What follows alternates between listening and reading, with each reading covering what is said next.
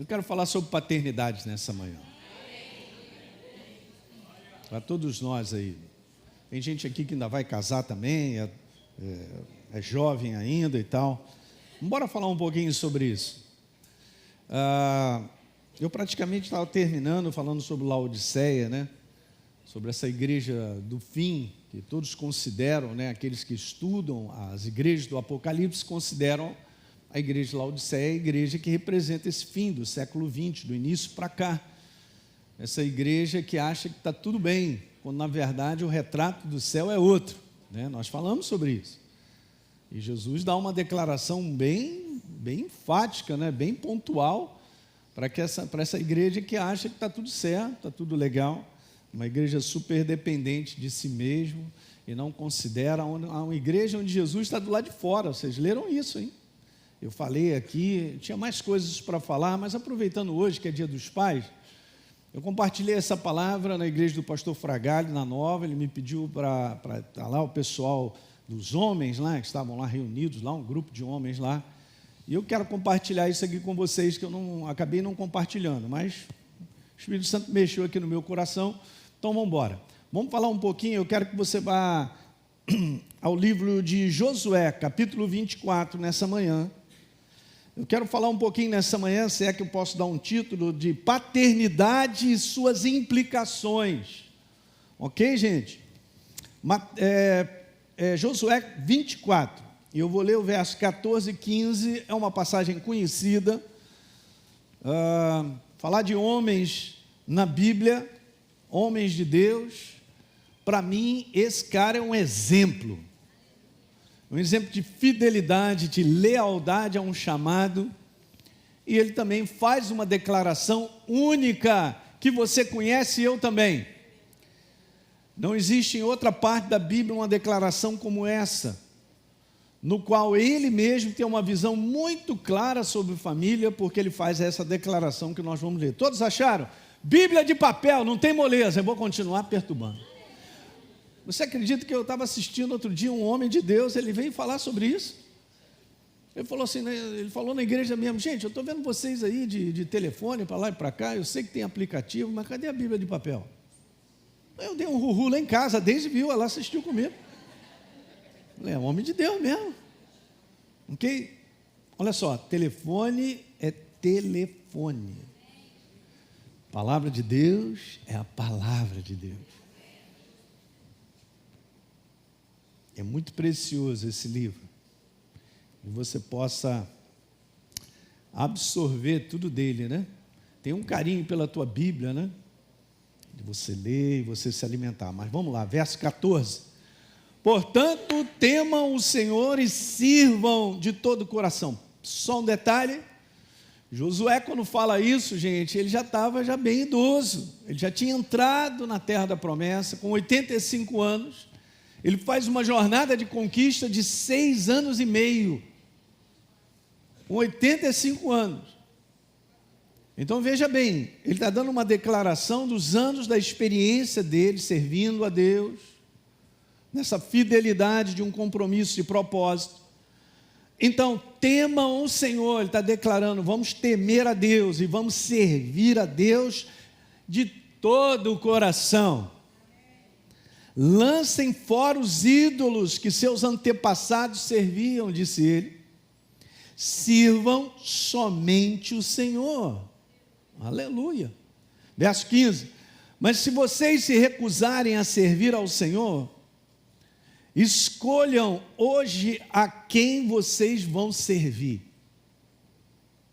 Quanto a mim, eu e a minha família serviremos ao Senhor. Aleluia. Meu Deus, pastor, está uma placa lá na minha geladeira. É muito mais do que placa na geladeira, gente.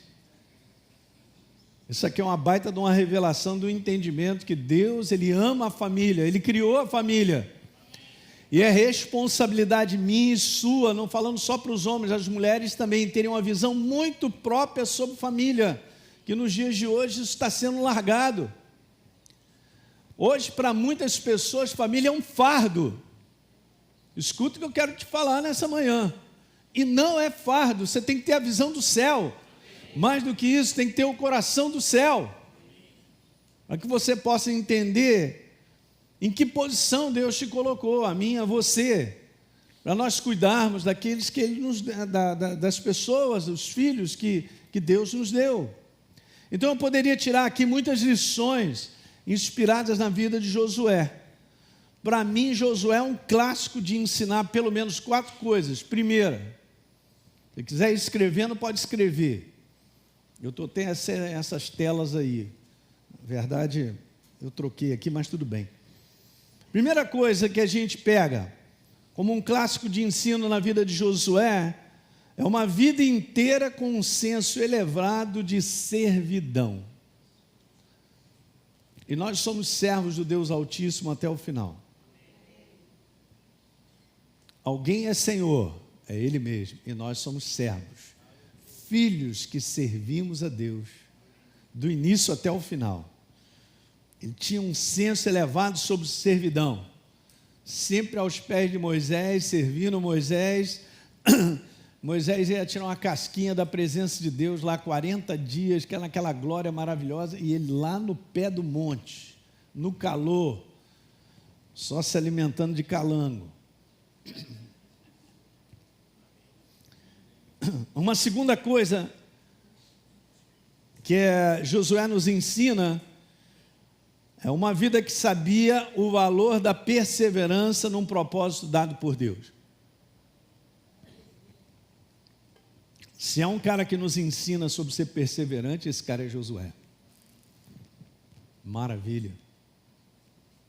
Nunca abandonou o propósito que Deus colocou no coração dele. Você entende, gente, que quando Deus ele deposita propósito na tua vida e na minha, seja em qualquer área, agora especificamente sobre a área do lar, é até o final. Os propósitos de Deus, gente, eles não são fáceis de serem alcançados. Eles são possíveis. Nós enfrentamos muitas lutas dentro dos propósitos de Deus. Enfrentamos lutas familiares, sim. Situações difíceis de encarar. Mas não significa que nós vamos abandonar. Hoje nós estamos vivendo uma geração que abandona rapidinho. Se não está sendo feliz, ele abandona rapidinho. Se está exigindo um sacrifício, um sofrimento extra por alguma coisa que você tem que se doar e de maneira contínua, o pessoal está desistindo fácil. Está tudo errado.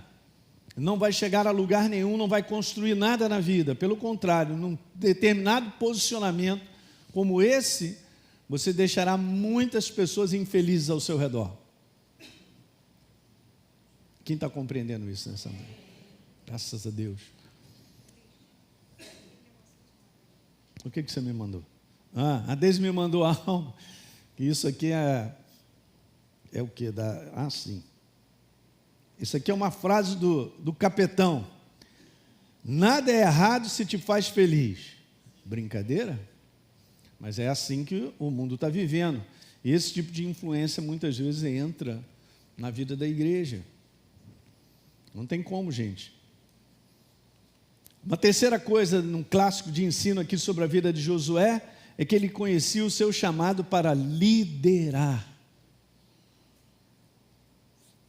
Ele conhecia o seu chamado para liderar. Liderar uma nação, provavelmente, obviamente, pela declaração dele, ele liderava a sua casa. E nós fomos chamados para liderar a nossa casa, homens de Deus. Estou falando com você, hein? Não, pastor, lá quem manda lá em casa é minha mulher. Não, eu estou entendendo. Né, Gabriel? A esposa dá aquela olhadinha assim, né, de janeiro. Tá, beleza? Sim, senhora. Mas eu estou falando outro conteúdo. Conteúdo de liderar a sua casa. De ter a visão do céu sobre a sua casa. Não é responsabilidade das mulheres ter a visão do céu sobre a casa. A visão do céu, da casa, vem para o homem. Pastor, mas vou te falar. Não vem com essa cara para mim, não. Então, e quarta coisa que eu poderia te dizer como um clássico, é que Josué tinha uma vida consciente do seu papel familiar como líder. Então, gente, o trabalho de Deus na nossa vida, principalmente na vida do homem, é trazer ele uma lucidez, cara, ele ter uma visão correta de quem a pessoa é, quem você é, e da importância sua como homem no lar, cara. Incrível. Aproveitando essa parte final do verso 15 aí, do capítulo 24, a declaração é: quanto a mim e a minha casa, em algumas versões está casa, não é isso? Outras está família, nós serviremos ao Senhor. Talvez hoje o nosso lar, o lugar mais negligenciado, é o foco da responsabilidade que nós temos com a nossa casa. Pastor, mas ninguém me ensinou isso quando eu casei. Pois é, esse é o problema. Mas eu estou falando de vocês, eu não estou falando de um comportamento, de uma visão meramente do mundo. Porque eu também um dia fui do mundo, mas eu fui transformado por Jesus. A vida dele entrou na minha vida e mudou a minha maneira de pensar. Meus conceitos, ideias, tudo isso morreu. Aliás, vou começar uma nova série, hein? Anota aí, vai ser boa, não sei quanto tempo não. Mas com base em Efésios capítulo 4, no verso 27, diz lá: não dê lugar ao diabo. E na posição de quem nós somos, como novas criaturas, seres espirituais vivos, Deus nos deu esse posicionamento de não dar lugar ao diabo. Mas também Ele nos dá uma visão necessária para nós caminharmos em todas as áreas. E essa é uma área fundamental, gente, que é a área familiar, o cuidado da casa. Então, eu quero trazer agora para você vai comigo lá 1 Coríntios, capítulo 7, nós vamos ler o verso 17 e 20, a Sociedade Bíblica subdivide com o seguinte título no capítulo 7, a vida conforme o chamado de Deus. Eu quero só te dizer isso, não tem vida fora do chamado de Deus. Ok? É 1 Coríntios 7, nós vamos ler o 17 e o 20, mas deixa eu falar isso. Você que está nos assistindo aí, não tem vida fora do chamado de Deus. Fora do propósito de Deus, o homem pode viver o que ele quer, mas ele está desalinhado com o céu. Não funciona. A força do céu está sobre a vida daquele que tem o propósito do céu e entende ele. Você está entendendo, gente? Isso é importante. Então no verso 17 diz: no mais, que cada um ande segundo o que o Senhor lhe concedeu, conforme Deus o chamou. E é isso que eu ordeno em todas as igrejas, disse o apóstolo Paulo. Existe uma chamada para nós, homens, de sermos representantes do céu dentro da nossa casa. Aleluia, eu estou animado. Mas nós temos que enxergar isso, gente. Eu vou repetir o que eu falei, hein? Nós temos uma representação do céu dentro da nossa casa, como homens, como maridos, como pais. Verso número 20. Cada um permaneça na vocação em que foi chamado. Aleluia. Nós fomos chamados para ser homens. Diga amém aí. Amém. Fomos chamados para ser maridão. Para ser pais. Tem que se alegrar com isso. Não tem como, cara. Essa é a chamada do céu. Nessa chamada do céu já está tudo preparado, tudo representando. Eu cheguei aqui com a representação do céu. Eu preciso descobrir esses propósitos, gente. Caminha com eles, você vai descobrir a importância da sua vida para quem está ao seu redor. Eu tenho essa avaliação da importância da minha vida, não porque eu sou melhor do que ninguém, mas para quem está ao meu redor. Gente, você tem que deixar marca em pessoas. Maridão, você que é pai, tem que deixar marca nos seus filhos, cara. Não é marca de tapa, não. Paulada.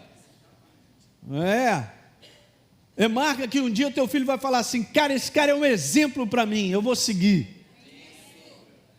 Se no final dessa história seus filhos não são seus amigos, perdemos. Porque hoje aumenta isso, cara, é pai contra filho, filho contra pai, não quer saber, relacionamentos ruins, como a Deise orou. Eu sei, a gente muitas vezes não vem de uma casa perfeita, mas eu quero te falar, se Jesus está na tua vida, você vai saber lidar de maneira própria com isso. Eu tenho ouvido aí pessoas que no final da sua vida vão lá, chamam os filhos e vice-versa para pedir perdão um ao outro. Amém! Que ninguém é perfeito. Mas aproveita a oportunidade que você e eu, nós somos conscientes de quem somos, na visão do reino, e desempenhar esse papel. Os nossos filhos pequenos hoje precisam de referência do céu, para que eles possam crescer seguros, ter uma personalidade que também reconheça, meu pai é homem de Deus. Será que os nossos filhos podem dizer isso, que nós somos homens de Deus? Eu não estou falando sobre ser pastor não, hein?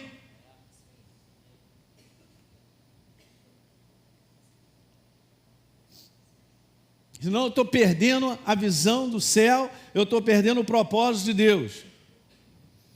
Eu não posso me mesclar e me contaminar como o mundo vive, gente. Essa igreja, ela já acabou, ela não vai sobreviver mais. E Deus está fazendo uma baita de uma separação mesmo. Tem que pagar um preço. O problema do povo de Deus no passado é que eles se contaminaram com as práticas das nações ao redor. Práticas idólatras, práticas de promiscuidade sexual, aí não vai chegar mesmo. Mas a mão de Deus e a bênção de Deus está sobre a vida daquele que entende o seu propósito, cumpre o seu propósito, paga um preço de cumprir o seu propósito, tem que pagar preço. Tem que pagar preço. É assim mesmo. Essa jornada aí de viver em família, criar filhos, passam situações, acontecem das mais variadas e a gente vai ali, Jesus está conosco. Mas nós continuamos a caminhar, entendendo que há um propósito. Por que eu estou aqui? Por que eu estou vivo? Guarde isso. Nós não fomos criados para vir a esse mundo, aproveitar e ir embora. A visão do homem é só olhar para si mesmo. Você está aqui por causa de outros. Escreve essa frase, você está aqui por causa de outros. Então, eu estou aqui por causa de outros. Não tem outro motivo, não tem outra razão, nem outro propósito. Senão Deus não liberaria você para descer. Você é mais velho do que você imagina. Eu também.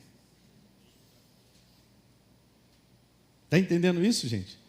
Cada um permaneça na vocação em que foi chamado. Vá comigo a Romanos 11, verso 29. Porque os dons e a vocação de Deus são irrevogáveis. Olha como está escrito, gente. Não tem como. Ele estabeleceu você como homem. Então já está na tua ficha, vindo do céu, uma representação legal dele como homem sobre a face da terra, como um representante de um lar. Você não tenha dúvida disso. Veja, porque os dons e a vocação de Deus são irrevogáveis. A palavra vocação, ela é sempre usada no Novo Testamento como um chamado de origem. Um chamado de natureza. Um destino vindo do céu. Não tem como mudar isso. O homem pode ter ideias, pensamento a respeito dele mesmo. Mas o pensamento do céu já foi estabelecido, acabou. Cabe a mim e a você descobrir. Então hoje que a gente vê, e de maneira intensa aumentando, é a malignidade lutando contra a ordem e a vocação básica do ser humano. O que o inferno está fazendo sobre a sociedade no mundo inteiro, do qual ele detém? O mundo inteiro jaz no maligno. Ele está distorcendo a identidade do homem e da mulher, porque ele sabe se distorcer, ele mata a família. Gente, essa questão de família é tão grande que Deus nos criou na condição de filhos, cara. E Ele é Deus Pai. Você sabe quando Jesus ele ressuscita, Ele dá uma declaração para Maria, que está no livro do Evangelho de João, vá comigo lá no capítulo 20, por favor, que Ele não tinha dado antes, mas agora Ele fez a obra que precisava fazer. E em João capítulo 20, no verso 17, quando Maria vai tocar em Jesus, vai falar com Ele, Ele havia ressuscitado. Jesus diz assim, todos acharam? João 20, 17. É isso aí, vamos embora nessa jornada. Então disse assim, ó Maria, não me detenhas, porque ainda não subi para o meu Pai. Meu Deus. Agora olha essa declaração, gente. Mas olha, vai ter com quem? Não, você não está entendendo. Jesus não está bonitinho, falando isso aqui bonitinho. Jesus está dando uma declaração de família. Onde você diz que você é meu irmão em Cristo, eu entendo. Porque nós somos mesmo, irmãos em Cristo Jesus. Porque nós temos um Pai único e verdadeiro. Aleluia. Mas quando você fala disso de família, do ponto de vista natural, é exatamente isso. Tem o teu DNA, é o DNA da família. Eu sou filho do meu pai, da minha mãe, óbvio. Agora veja, vai ter com os meus irmãos, porque agora os discípulos têm o DNA do Pai. Vai ter com os meus irmãos e diz para ele que eu subo para o meu Pai e Pai de vocês. Eu subo para o meu Deus e o Deus de vocês. Alguém está entendendo aqui essa dimensão de família? Uma vez Jesus estava mandando uma palavra e chegaram para ele, ó Jesus, a tua mãe, teus irmãos estão aí. De repente estão querendo falar contigo e tal. E Jesus vira para o pessoal que estava assim, olha, o meu pai, a minha mãe, os meus irmãos são aqueles que fazem a vontade de Deus. Uau! Mas essa é uma passagem super maravilhosa que acabamos de ler de João. Não tem em outro lugar, a não ser aqui. Mostrando a representação da importância sobre família. Então o inferno tem que lutar contra a família, cara. E é isso que ele vem fazendo. E ele consegue ganhar isso por falta de iluminação, por falta de verdade. Vai quebrando todo mundo, mas isso não pode acontecer na igreja do Senhor, cara. Quando a Bíblia fala não dê lugar ao diabo, é porque nós temos uma condição espiritual de sermos uma nova criatura, onde nós podemos vencer as inclinações da carne e as vontades do inferno, das oportunidades, para que ele quebre a nossa vida. Alguém está pegando isso, gente? Olha aí, hein? Então, é uma malignidade lutando contra essa ordem, a vocação básica estabelecida sobre o ser humano. A vocação, a chamada, a identidade minha, homem, mulher, o papel que nós desempenhamos como propósito sobre a terra, vem da origem da nossa identidade criada por Deus. Quem sou eu para achar que a minha identidade não é essa? Ah, mas eu sinto. Você não sente nada, cara. Você é homem ou você é mulher. Não tem outra possibilidade. Isso é a desordem, isso é o caos criado por malignidade nesse mundo que vai quebrando tudo, gente. É muito triste. O ser humano ele precisa assumir a sua vocação. Se eu não assumo a minha vocação, eu não posso cumprir um propósito que já foi determinado. E tem responsabilidade nisso. E tem um preço a pagar. Mas quando o Espírito Santo te revela, você vai abraçar e vai agradecer todos os dias. Porque eu não nasci por um acaso. Eu não escorreguei e caí nesse mundo. Eu nasci até prematuro, cabia numa caixa de sapato, mas tinha um propósito do céu. Por isso eu não morri. E muitos dão testemunhos aí das mais variadas situações. Você está vivo até o dia de hoje, porque Deus tem te protegido para continuar cumprindo o propósito que Ele estabeleceu na tua vida. Você crê nisso? Então, em termos de identidade de gênero, nós somos o que somos, porque Deus nos fez assim. Aleluia! Não somos homens porque sentimos que somos homens. Nós somos. Fala para o teu irmão aí, o macho, tu é homem, rapaz. Nunca duvide da sua identidade que Deus te deu. Você foi criado, cara. Eu não criei a mim mesmo, Ele me criou. Botou esses olhos bonitos aí, essa barba, está sem cabelo, mas tudo bem, vai voltar. Porque todos os cabelos estão contados. Não vai ficar sem nenhum. Na restauração final desse corpo glorioso. Glória a Deus. Então o caos da sociedade de hoje, por malignidade, é distorcer, gente, através da identidade de gênero, o conceito mais básico e claro do ser humano criado por Deus. Qual é o conceito mais básico? Homem e mulher vocacionados para constituir uma família com a legitimidade do céu. Esse é o conceito. Ok? Deus estabeleceu tudo em ordem, para que não haja confusão. Assim como a mão precisa dos dedos para cumprir o seu propósito, para executar tarefas, obviamente. E é interessante isso, né? Porque a cada dedo que você vai perdendo, você tem menos força de propósito com a sua mão, obviamente.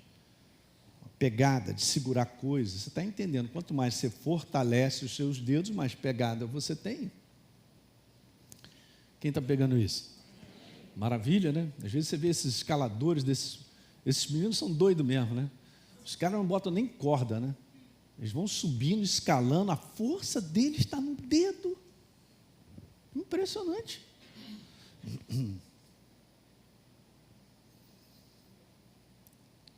Então, para executar isso como paternidade também, eu vou exemplificar dessa forma, eu quero te mostrar algumas coisas que são importantes, fazem parte dessa execução como paternidade, como pais, algumas coisas que vão fazer parte da nossa vida. E a gente tem que estabelecer elas, reconhecê-las e tem que fortalecer cada uma delas. Diga aleluia.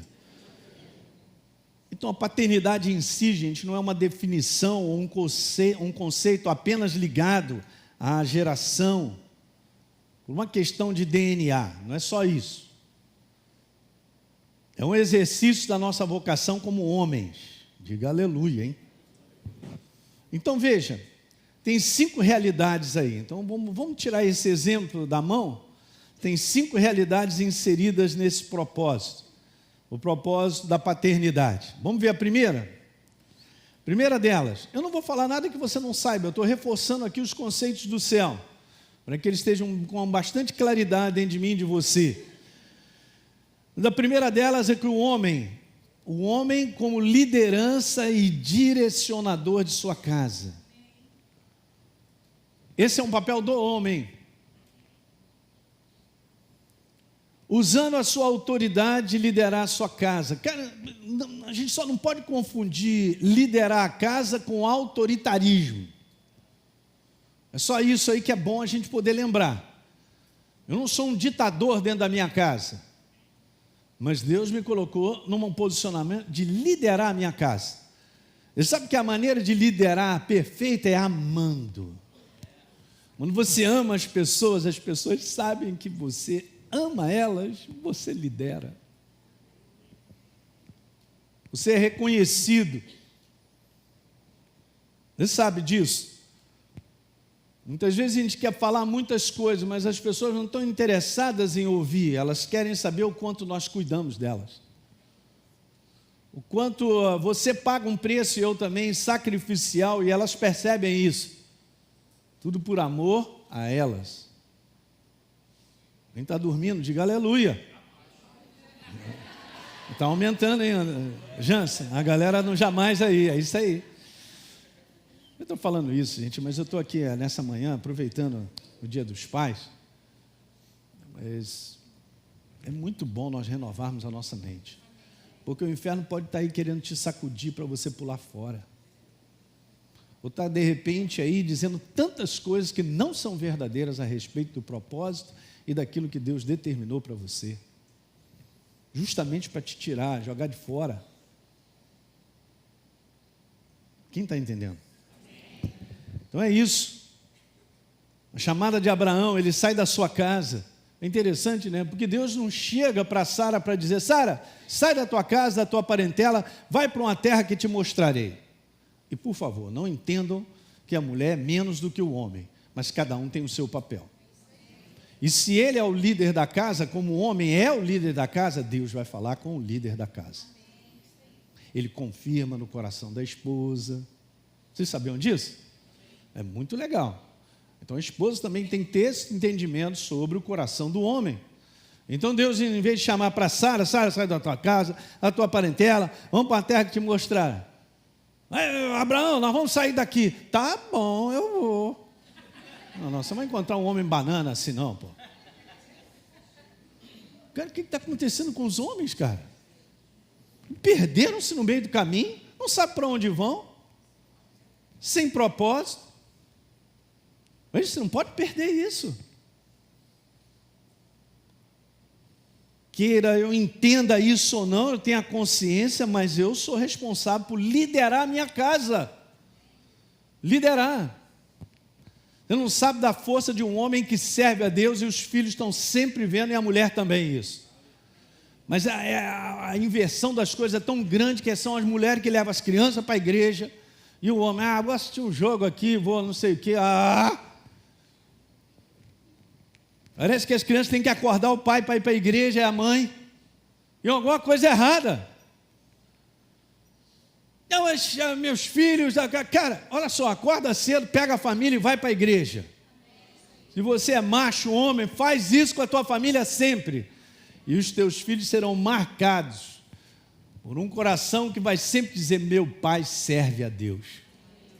Que alguém diga aleluia nessa manhã, gente. Isso não é para a gente ficar orgulhoso, gente, é porque esse é nosso papel, a nossa função. Não foi a esposa de Josué, não tem nem o nome dela. Mas ele diz assim: eu e a minha casa serviremos ao Senhor, vamos continuar servindo. Eu e a minha família. Meu Deus, gente, isso é muito bacana. Está entendendo isso? A liderança e o direcionamento da nossa casa está na sua mão, ó homem de Deus. Aleluia. Por mais que sejamos parceiros, homem e mulher, é responsabilidade do homem conduzir e direcionar a sua casa. Guarde. Então, na interação desses dedos aí, nessa mão de paternidade, vamos para um segundo dedo, que interage nessa força de exercer o nosso papel. O homem, ele precisa ser o formador da sua casa. Foi dado ao homem isso, gente. E aqui eu falo da nossa responsabilidade, homens de Deus, de construir o caráter da nossa casa. Eu vou fazer uma pergunta. Como é que eu sou conhecido dentro da minha casa?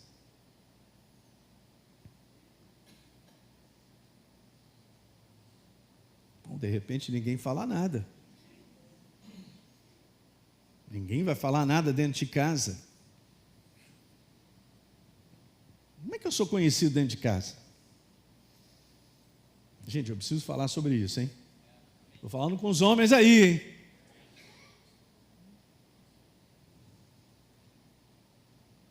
Eu sou conhecido dentro da minha casa por uma pessoa falsa, uma pessoa que não fala a verdade, uma pessoa enrolada.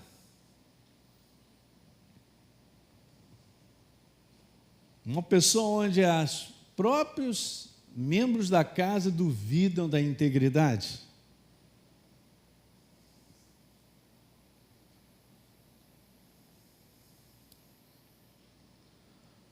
Outra pergunta: como não sou conhecido em minha casa porque ninguém sabe?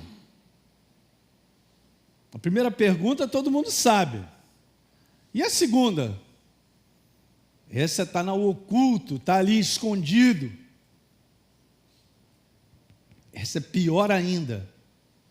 está encoberto. A Bíblia fala, tudo que é encoberto não vai ficar, vai voltar para a luz.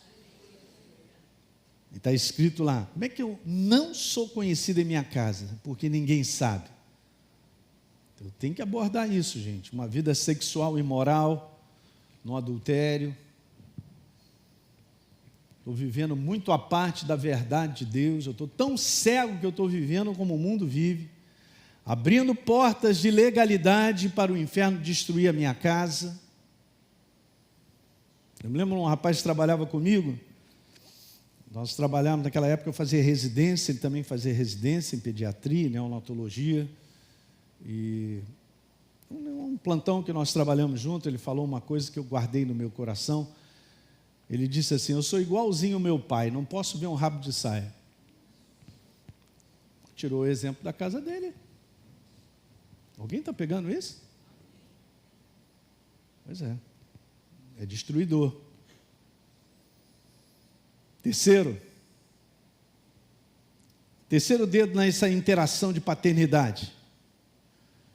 Aí, homens, vocês são responsáveis por encorajar a casa de vocês. Vocês que vão levantar o espírito da galera e dizer, vamos lá, gente, vamos que dá.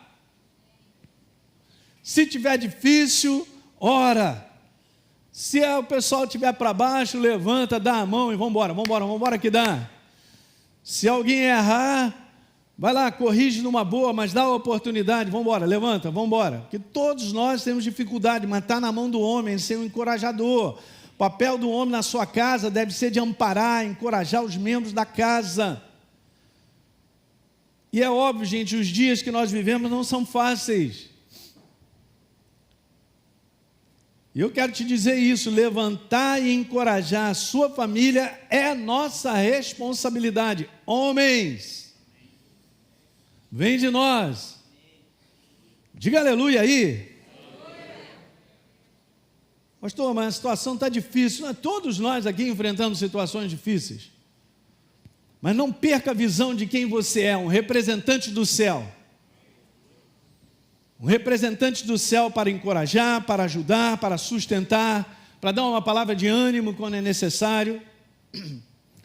Pastor Hélio, eu estou precisando de ânimo. Cara, vai à presença de Jesus, ele te anima rapidinho. Eu pensei que a minha mulher ia me empurrar e tal. Beleza, ela pode te empurrar, mas cara, fica de pé, cara. Tu é macho, cara. Bora! Mas eu quero chorar, chora, mas bora! Não é? A quarta coisa, estamos terminando. É a responsabilidade do homem ser essa figura de segurança. Quantos aí foram crianças e esperavam sempre, eu vivi sempre, meu pai sempre teve fazenda, e ele ficava sempre fora de casa, mas a representação de segurança era o meu pai. Então quando ele chegava, a gente estava tranquilo. E é verdade. Há muitos anos atrás eu ouvi uma ilustração bem interessante sobre sobre a mulher e o homem nessa composição do céu, obviamente, como marido e mulher na sua representação, de que a mulher, ela é o perfume, o líquido, aquele negócio cheiroso, aquele aroma agradável. É verdade ou não é? Ah, olha a lindeza. Olha o aroma. Não é? Tomou banho hoje, minha jovem? Amém. Brincadeira.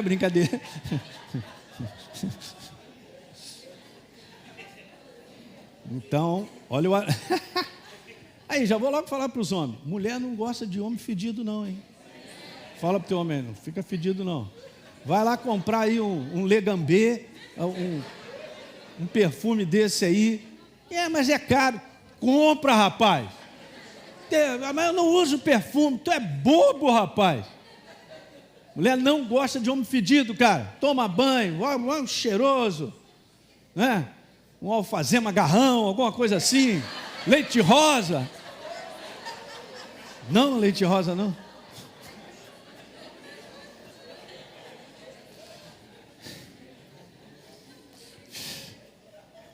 Muito bem. Então, eu gostei, porque eu ouvi isso numa palestra de casais há muitos anos atrás, muito legal. Então, a mulher é o perfume, é o cheiro, é aquele aroma agradável, cara. Mas de que adianta o líquido se não tiver um frasco para proteger?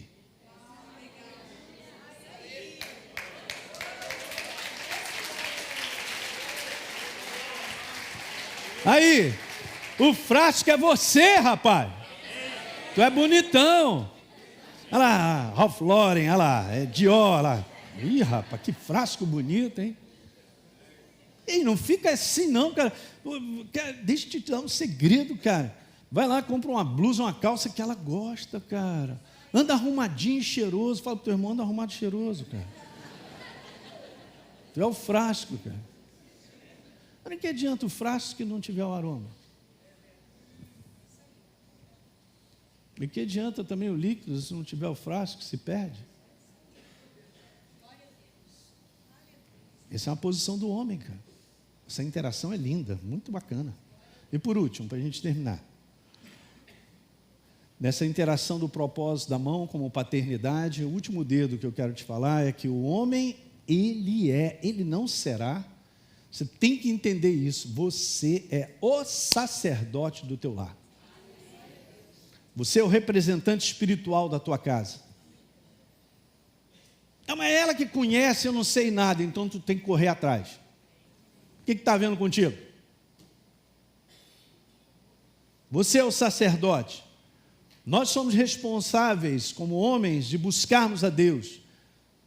Não só para ser referência, mas para buscarmos direção, para descobrirmos a visão que Deus tem da nossa casa. E eu quero te falar, se você é um homem de Deus e busca, você é um sacerdote, quando você impõe as mãos sobre os seus filhos, eles são abençoados, cara. E Deus te dará visão para a vida deles. Porque é responsabilidade nossa, dos homens. Estou falando coisas que às vezes a igreja, os homens não sabem nada disso, gente. Porque Deus estabeleceu. Assim é. Agora você imagina, eu como homem fico mandando meus filhos ler a Bíblia. E os filhos assim não falam para mim, né? Mas ele mesmo não lê. Quá, quá, quá, quá. Não, vai para a igreja. Mas eu mesmo não vou. Tem alguma coisa errada. Não funciona. E para terminar, mesmo, Natan, vem para cá, meu filho. É isso aí, vai casar mês que vem, aleluia, olha lá. Ih, rapaz, está animado, é? Vou estar lá presente, hein? Isso aí, muito bem. Então, três obstáculos básicos que prejudicam o exercício pleno da paternidade. Infelizmente, o ambiente de onde nós viemos. Como eu disse, você pode ter vindo de um ambiente completamente, vamos dizer assim, esquizofrênico, né, cara? Doido, quebrado. Mas agora você tem uma visão perfeita do Pai Celestial. E que Ele te ama. Esquece o passado, como disse o apóstolo Paulo, uma coisa faço. E é engraçado que ele fala duas coisas, mas ele diz uma coisa. Uma coisa eu faço, mas são duas. Esquecendo-me das coisas que para trás ficam e avançando para aquelas que diante de mim estão, prossigo para o alvo. Então ele sabia o propósito. E Deus, Ele é perfeito para curar o teu coração e curar feridas e situações, quando você entende que tem que liberar perdão para os seus pais. Que alguém diga aleluia. Pastor, mas eu fui abandonado quando eu tinha 10 anos de idade, 11 anos de idade. Você não foi abandonado, Deus está na tua vida. Ele te deu a oportunidade de conhecê-lo. Então Ele sempre viu você. Agora Ele te resgatou. Não fique com esse sentimento de rejeição e de abandono. Porque Jesus está em você, está em mim. Ele me adotou na sua família. Eu sou homem, você também filho do Deus Altíssimo. Aleluia. Pegue essas coisas com Ele, na comunhão que você tem com Ele. A segunda coisa que é um obstáculo, gente, é que falta consciência sobre o exercício do meu papel, porque não fui ensinado. Ele precisa ser ensinado. Falta consciência do meu papel de entender que eu preciso formar meus filhos para eles terem uma personalidade saudável, segura, corajosa. É responsabilidade nossa. E terceiro,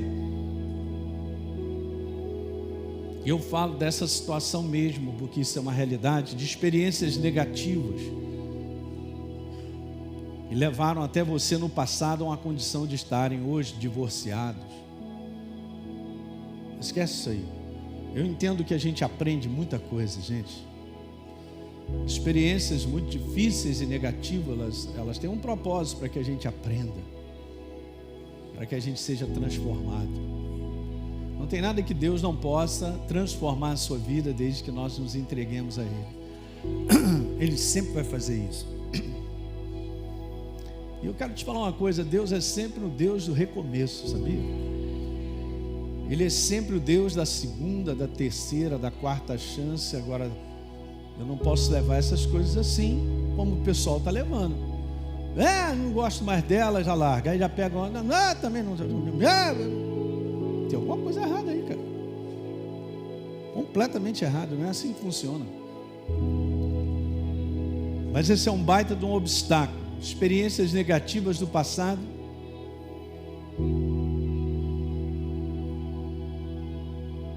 E ele fica na tentativa de chegar a algum lugar, não vai chegar, porque ele tem que ter a claridade do céu, de saber o que Deus ele quer fazer individualmente na vida de cada um de nós, para que a gente possa construir. Você entende? Deus ele constrói a minha vida e a sua ao longo dos anos pela face da terra. Família é a mesma coisa, gente. Não tem como eu achar que em 3 anos está tudo certo. Não, beleza. Não, como assim? Família não é um ajuntamento de pessoas. É um laço de aliança, cara. É uma aliança eterna. Assim como Deus tem uma aliança eterna comigo. A gente tem que ensinar mais isso na igreja, para o pessoal ter uma visão certa, para não cair na contaminação desse mundo doido. Hoje gosta, diz que gosta. Amanhã odeia. Isso não passa um ano. Uau. Não é assim. Dessa maneira, pessoas não serão construídas. Pelo contrário, elas serão destruídas. Quem está entendendo isso? Fique de pé então nessa manhã.